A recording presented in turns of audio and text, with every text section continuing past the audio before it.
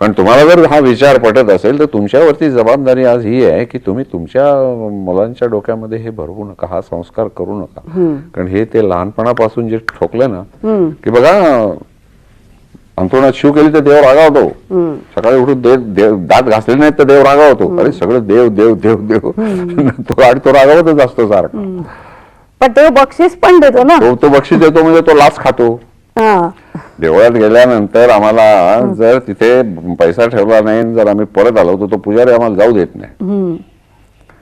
म्हणजे भ्रष्टाचाराची सुरुवात कुठे होते तर आमच्या देवळातच होते. तर देवाला सुद्धा जर आम्हाला पैसा टाकावा लागतो तर आमचे राज्यकर्ते म्हणजे तर देवाचे प्रतिनिधी असतात ना. राजा म्हणजे कोण? देवाचा प्रतिनिधी. मग त्याला आम्हाला खंडणी द्यायलाच पाहिजे, म्हणजे लाच द्यायला पाहिजे. म्हणजे भ्रष्टाचार हा एक शिष्टाचार होऊन बसतो तो असा, त्याची सुरुवात तिथेच आहे.